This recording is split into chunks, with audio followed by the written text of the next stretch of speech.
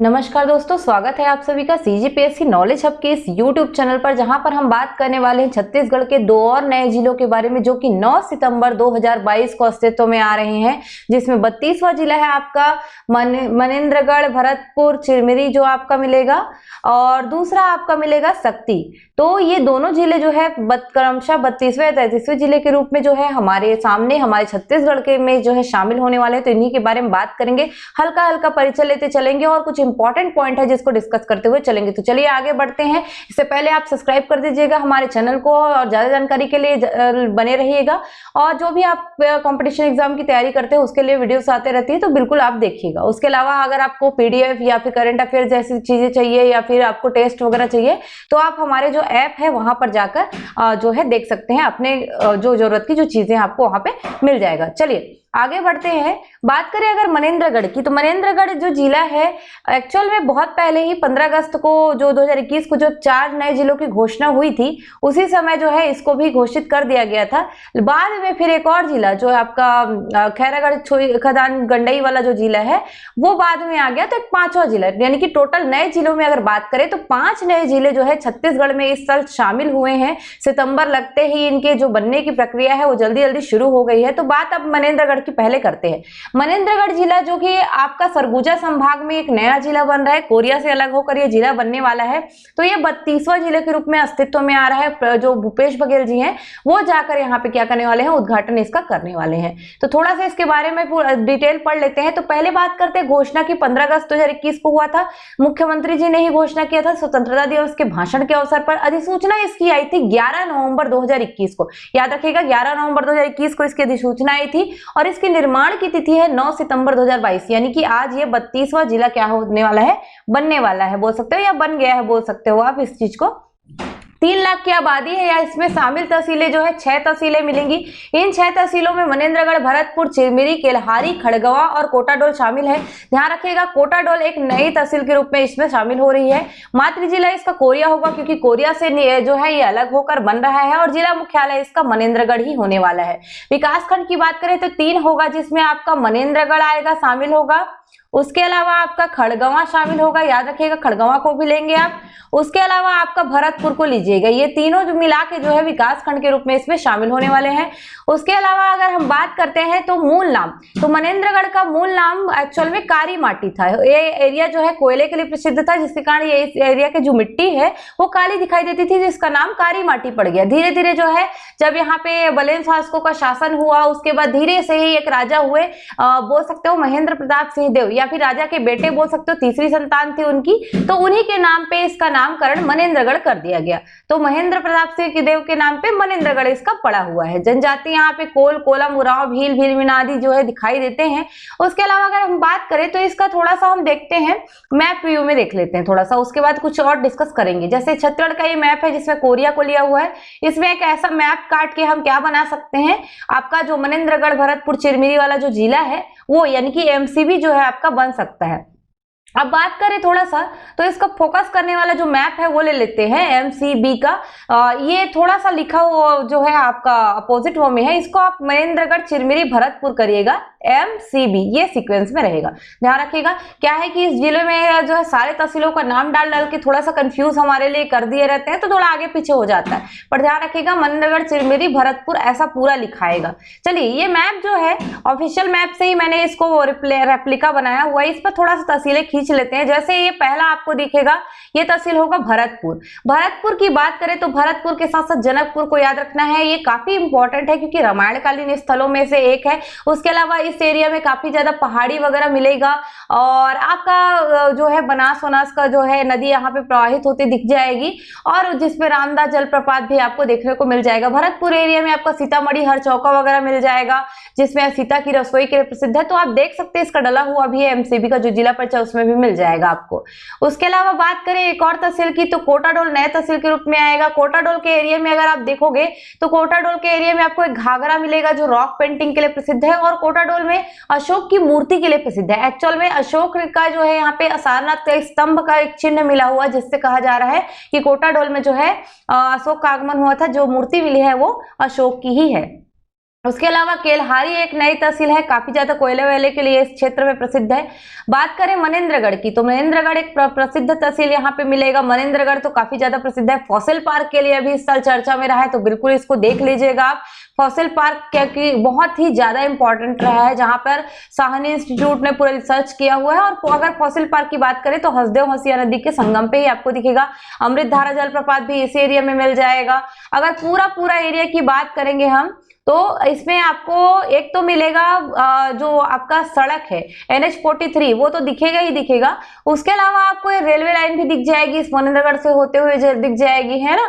उसके अलावा आपको ये भी याद रखना है कि ये जो पूरा एरिया है पहाड़ी एरिया है, गुणवाना चट्टाने हैं, इस पे पूरा आपको लाल पीली मिट्टी तो दिखेगी। उसके अलावा यहाँ पे जो गुणवाना चट्टान होने का कारण जो है, ऊपर वाला अपर गुणवाना होने के कारण उस एरिया में कोयला ज्यादा मिलता है। और ये जो पूरा एरिया है ये पूर्वी बुंदेलखंड का एक भाग माना जाता है। तो कुल मिला के पूर्वी बुंदेलखंड के पठार के अंतर्गत गोंडवाना शैल समूह से बना हुआ ये जो क्षेत्र है, जिसमें लाल पीली मिट्टी का विस्तार पाया जाता है। ऐसे क्वेश्चन भी आपसे उठाए जा सकते हैं। गोंडवाना के होने के कारण कोयला की प्रधानता मिलेगी, पूरा मनेंद्रगढ़, कुरासिया, चर्चा, ये सब मिलेगा यहाँ पे। और तहसीलों में बात कर लेते हैं। चिरमिरी एक तहसील है, चिरमिरी रेलवे स्टेशन भी ध्यान रखिएगा। बोरीडांड से जो जंक्शन है वहां से चिरमिरी के लिए रेल लाइन कटी हुई है। खड़गवां भी यहाँ पे तहसील मिलेगा। कुल मिलाकर पूरा एरिया कोयले के लिए तो प्रसिद्धि ही है। अगर बात करें नदियों में, तो यहाँ पे आपको महानदी ड्रेनेज सिस्टम दिखाई देगा और एक दिखाई देगा सोनगंगा अपवाह तंत्र। अगर हम बात करें बनास, नेऊर, गोपत, जो नदियां इसी एरिया में से निकलेंगी, आपका भरतपुर, कोटाडोल वाले एरिया से समझ लीजिए, ये सोन नदी में जाकर मिलती है, जो कि पटना में जाकर कहाँ किससे मिल जाती है, गंगा नदी से। अल्टीमेटली गंगा नदी बंगाल की खाड़ी में गिरती है, तो ये सोनगंगा अपवाह तंत्र का हिस्सा हो गया। इस एरिया में रामदा जलप्रपात हो गया। उसके अलावा आपका बहुत सारे चिउलियल जलप्रपात भी आपको देखने को मिलेंगे। मनेंद्रगढ़ एरिया में आपका अमृतधारा जलप्रपात मिलेगा, जो हसदेव नदी पे है, गावर घाट, उसके अलावा अकुरी नाला जलप्रपात वगैरह भी आपको दिख जाएगा यहाँ पे। और साथ ही अकुरी नाला को तो आप कोरिया एरिया में ले सकते हैं, कोरिया में मिलेगा, लेकिन गावर घाट और आपका अमृतधारा को बिल्कुल इसको ध्यान में रखना है। साथ ही आपको एक चीज और ध्यान रखना है, जो चिरमिरी रेलवे स्टेशन के अलावा चिरमिरी एक हिल स्टेशन भी है, कोयले के लिए बहुत ज्यादा प्रसिद्ध है। खड़गवां में एक पोड़ी नाम का जगह है, गांव है बोल सकते हो, जहां का जगन्नाथ जो भगवान का स्वामी का मंदिर, वो बहुत फेमस है। तो इसके लिए मैंने सेपरेट वीडियो डाला है, वहां से देख सकेंगे। यहाँ पे मैंने जो है तहसीलों के साथ साथ थोड़ा इन्फॉर्मेशन देते हुए चल रही हूँ, ताकि आपके दिमाग में ये चीजें रहे। अगर हम कहें तो मनेंद्रगढ़ जो चिरमिरी भरतपुर जिला है, वो 32वां जिला है, जो 9 सितंबर को अस्तित्व में आ गया है। तो इसके साथ 32 जिला हुआ। अब आगे थोड़ा सा बात कर लेते हैं एक और जिला की, जो आज ही अस्तित्व में आ रहा है, जो है शक्ति जिला। तो शक्ति जिला के बारे में भी हम पढ़ लेते हैं थोड़ा सा। शक्ति का भी आपका देखेंगे तो इसकी अधिसूचना पहले ही आ गई थी 8 सितंबर 2022 को, और उसके अकॉर्डिंग हम थोड़ा सा देख लेते हैं। हाँ, एक चीज और जो था, जो मनेंद्रगढ़ में मुझे बताना था, याद रखिएगा, अगर पड़ोसी जिले बोलेंगे और पड़ोसी राज्य, यानी कि एक सीमावर्ती वो राज्य है जिसमें मध्य प्रदेश की सीमा लगती है, उसके आसपास के जिलों में एक ध्यान रखिएगा, कोरिया को ऑलरेडी रहेगा ही, वो सूरजपुर को ध्यान रखिएगा, JPM को ध्यान रखिएगा, ये आपको मिल जाएगा इसमें। उसके अलावा आपको थोड़ा सा कोरबा भी टच होता हुआ दिखेगा। चलिए आगे देखते हैं हम शक्ति के बारे में। तो शक्ति की बात करें तो ये भी 15 अगस्त 2021 को घोषणा हुआ था। छत्तीसगढ़ के मुख्यमंत्री भूपेश बघेल ने घोषणा किया था। इसकी अधिसूचना पहले आ गई थी, 8 सितंबर 2021 को ही आ गई थी। निर्माण की तिथि आज ही लेनी है, 9 सितंबर 2022। 33वां जिला होगा। आबादी 6.45 लाख की होगी, यानी कि लगभग 6.5 लाख की आबादी बोल सकते हैं। इसमें शामिल जो है 5 तहसीलें हैं, शक्ति, मालखरौदा, जैजापुर, डभरा और नया बाराद्वार। ये बाराद्वार लिखा हुआ है, इसको नया बाराद्वार करिएगा, ये नया बाराद्वार है। अगर इस नया बाराद्वार छोड़ दे तो ये चारों जो है आपका विकास खंड में भी आते हैं। जिला मुख्यालय शक्ति ही होगा। मातृ जिला इसका जांजगीर चांपा है। अगर विशेष पॉइंट की बात करें, छत्तीसगढ़ में सबसे छोटी देशी रियासत रही है शक्ति देशी रियासत। क्षेत्रफल 1,51,976 वर्ग किलोमीटर में ये मिलने वाला है। थोड़ा फास्ट इन्फॉर्मेशन है पर आपके लिए इंपॉर्टेंट है। अभी नया जिले के साथ साथ आपको ये सब चीजें देखनी होगी। चलिए, जांजगीर चांपा का हमारे यहाँ जिला परिचय डाला हुआ है, आप बिल्कुल देख सकते हैं। जांजगीर चांपा में शक्ति का दिखाया गया था, उस समय ये अपडेट नहीं था कि कौन कौन सा बनेगा, एकदम लेटेस्ट था। अभी हम अपडेट के साथ पूरा ले आए हैं। पसंद आ रहा होगा तो लाइक शेयर सब्सक्राइब करिएगा और शक्ति को देखिएगा। चलिए शक्ति पे आते हैं। तो शक्ति अपनी शक्ति के समान ही है, कैसे देख लेते हैं। तो शक्ति की अगर बात करें, जांजगीर चांपा वो तो रहेगा ही रहेगा, इसके पड़ोस में ऊपर में आपका कोरबा दिख जाएगा, नीचे साइड आपका बलौदाबाजार दिख जाएगा, और ये पूर्व साइड इसके आपका रायगढ़ दिख जाएगा। मैं थोड़ा लिख ही देती हूँ जिससे आपको थोड़ा कंफ्यूजन कम हो। ये जांजगीर चांपा, उसके अलावा ये आपका बलौदा बाजार, बी लिख देती हूँ, क्लियर रहेगा आपको। चलिए अगर बात करें शक्ति की, तो शक्ति में आपको एक नया बाराद्वार तहसील मिलेगा। उसके अलावा शक्ति ही एक तहसील मिलेगी जो जिला मुख्यालय भी होगा। उसके अलावा बात करें तो डभरा मिलेगा, मालखरौदा मिलेगा और जयजयपुर, इतने तहसीलों के साथ है जिसमें से शक्ति, जयजयपुर, मालखरौदा और डभरा विकास खंड भी है। थोड़ा सा इसका डिस्कस कर लेते हैं। शक्ति सबसे छोटी देशी रियासत रही है और काफी ज्यादा महत्वपूर्ण भी है। नया बाराद्वार भी इसमें इंपॉर्टेंट है और इस एरिया में अगर आप देखेंगे तो रेल लाइन और सड़क दोनों ही दिखाई देती है। तो आपका 49 नंबर की जो सड़क है वो आपको इस एरिया से गुजरते हुए दिख जाएगी। रेल लाइन भी दिखेगा, जो मुंबई हावड़ा रेल लाइन है इस एरिया से गुजरते हुए दिख जाएगा आपको। बाराद्वार शक्ति सभी स्टेशन पड़ते हैं, आप देखोगे आप इस एरिया में। अगर बात करें तो महानदी अपवाह तंत्र दिखाई देगा। कैसे? तो महानदी अपवाह तंत्र, जो महानदी है आपका सिहावा पर्वत से निकलकर, जो अभी वर्तमान में तो 9 था, अब बोल सकते हो उसका संख्या जो है बढ़ गया है, तो काफी ज्यादा इसमें शक्ति जिला भी शामिल हो जाएगा, फिर इधर सारंगगढ़ भिलाईगढ़ भी जिला शामिल हो जाएगा। तो आपको याद रखना है टोटल 11 जिले हो जाएंगे जो गुजरेगा उस एरिया से। तो ये एक प्रकार से अगर देखोगे आप तो महानदी जो गुजरती है उसमें इस आसपास के सभी नदियां जो है महानदी अपवाह तंत्र में आकर मिल जाती है। जैसे नीचे से आपका बलौदा जरिए से लात नदी आएगी, है ना, रदन की पहाड़ी से जो निकलती है महासमुंद से और आके मिलेगी महानदी पे। डभरा एरिया में अगर आप जाओगे, डभरा तहसील के अंतर्गत, तो चंद्रपुर, इस एरिया में कुछ मिलेगा चंद्रपुर। थोड़ा सा मैं बना ही देती हूँ। आपका जो महानदी है वो ऐसे ऐसे आएगी, ऐसे करके जाएगी आगे, तो यहाँ से फिर बलौदा बाजार से एक लात नदी आएगी, यहाँ पे आके जैसे मिल जाएगा, संगम हो जाएगा। तो होता क्या है कि जैसे कोई नदी जाती है अपने आसपास की सारी नदियों को पानी लेते हुए जाती है, तो जहाँ पे मिलता है कहीं ना कहीं वहां पे संगम वगैरह के कारण मेला लगता है। तो एक डभरा एरिया में आपको याद रखना है चंद्रपुर को। चंद्रपुर क्या है? तो चंद्रपुर में नाथलदाई का मंदिर, चंद्रहासिनी देवी का मंदिर, ये बहुत ही ज्यादा फेमस है।